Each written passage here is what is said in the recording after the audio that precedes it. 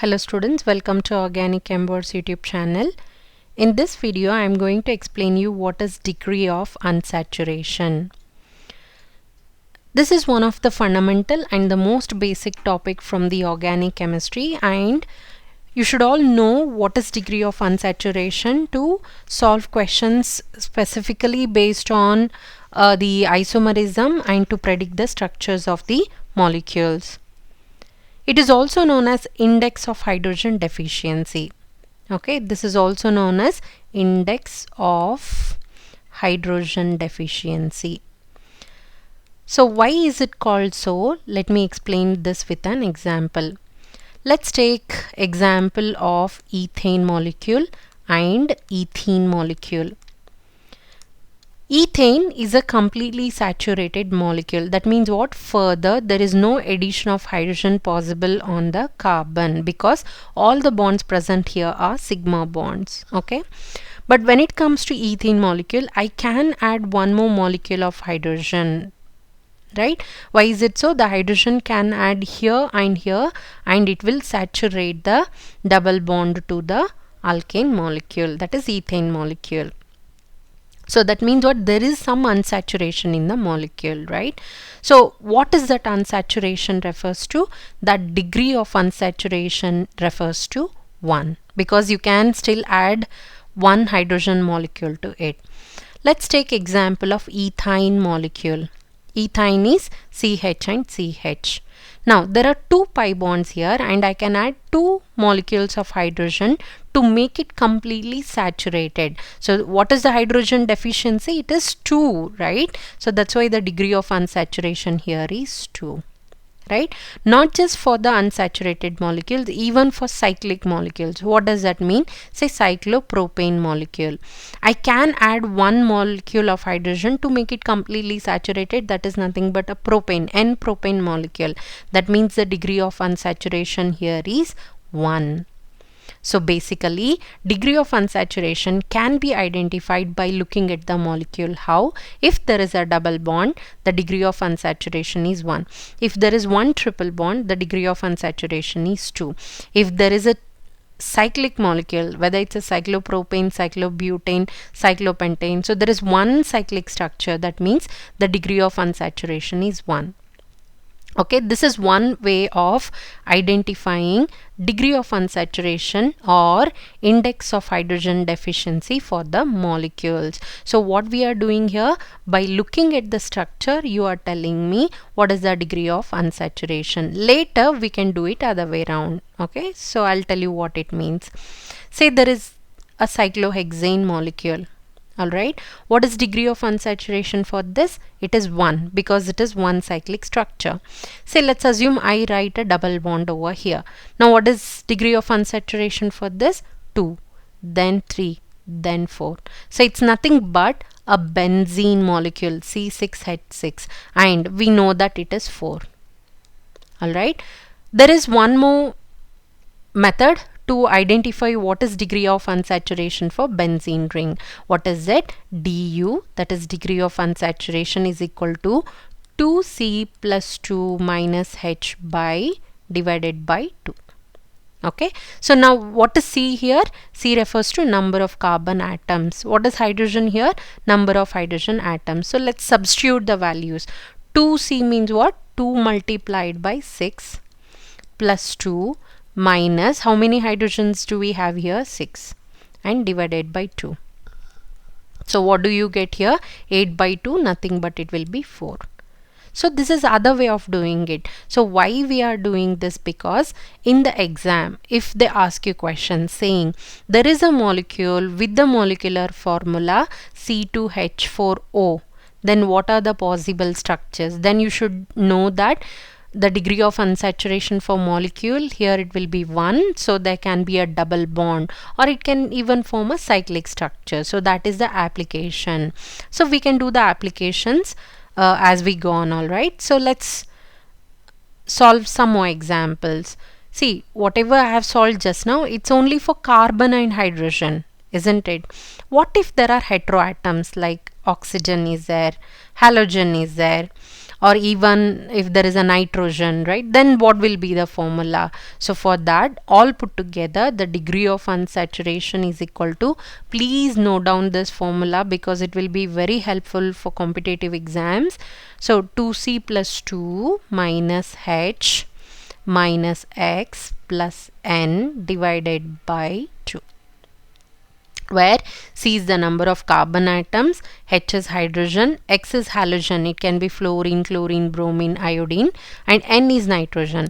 If you observe, I have not written oxygen here because for oxygen we always take it 0. Remember, oxygen O 0 equal, okay, because you don't have to mention oxygen here in the formula. All right, so let's take example of a molecule C₆H₆.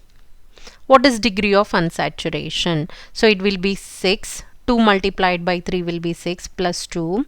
How many hydrogen do I have here? 6 divided by 2. I'm not taking halogen or nitrogen because it's 0. It's a hydrocarbon. That's why. What will be the value? The value will be 1. That means you cannot write the molecule like this, okay? You can't write like this. When the degree of unsaturation is 1, you can't write a saturated molecule. So that is the meaning of unsaturation, isn't it? So that's why you have to write a unsaturated. How do you write that? Like this. Only then you can account for the carbon hydrogens given here. Look at this, 3, and here we have 3. So 6, right? Now there is one more possibility. What is that? Degree of unsaturation, whenever it is 1, you can write even a cyclic structure, unless like it has to be more than 3 or 3 carbons, 3 or more than 3 carbons, right? Otherwise you can't write the structures. Then look at this, we have a cyclopropane. So these are the possible structure. You can predict the possible structures. All right, so this is one application. Let's solve some more examples with heteroatoms. All right, let's do it with some other heteroatoms. Let me take this one, C₆H₆N. All right, so let's calculate degree of unsaturation. So 2C, so plus 2 minus H, and look at this, plus 1.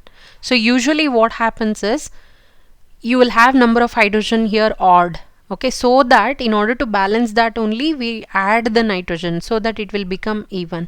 So after solving, if you are getting a fraction, that means somewhere you might have gone wrong in calculating degree of unsaturation. So again you substitute the values in the correct formula, you will get the right answer.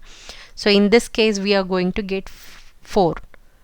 So 10 plus 2, right? So the final answer will be 4. So you can easily predict now. So usually when the degree of unsaturation is 4 or more than 4, it's mostly an aromatic molecule like this, right? So this is a heteroaromatic molecule. Where do we have hydrogens? Here, like this. This is the other example for degree of unsaturation application. Alright, so let's move on to one more example. Let me do it with halogen. So halogen, let's take either fluorine, chlorine, bromine, whatever you take, it's going to be the same, okay? So now let's say C₆H₆Cl. Okay, so degree of unsaturation is 2C would be 6 plus 2. How many hydrogen? 7. How many halogen? 1. So that means 0. Yeah, degree of unsaturation can be 0. That means what? There is no unsaturation here. It's completely saturated. So now you can predict. Okay, there is no double bond. Therefore, it has to be a chloropropane. 1 chloropropane or 2 chloropropane. But definitely no double bond or a ring in the molecule. Yeah. Okay, now we can move on to one more example. Let's do it with oxygen. Okay, so with oxygen, you know, you should not either add or subtract. You don't have to, right? So let's take C₂H4O. Let's calculate degree of unsaturation. So 2C will be 4, right? And then 2 minus 4 by 2 will be equal to 1. So that means there has to be a double bond. So whenever you have oxygen and a double bond, then it has to be either aldehyde or ketone, right? So CH3COH, or you can even write like this, CH2 double bond COH enol. And oxygen can be a heteroatom and it can form a cyclic, so you can write like this also. This is called epoxide, right? So like this you can calculate degree of unsaturation to identify what might be the possible structures for the given molecule. These are very common when it comes to isomerism question, saying a molecule with the molecular formula so and so, then you should know degree of unsaturation so that you can easily predict the product. Thank you for watching this video, and if you have any doubts or if you have any questions you want me to answer, please drop those questions in the comment section. I am going to pick those questions and solve it for you. Thank you.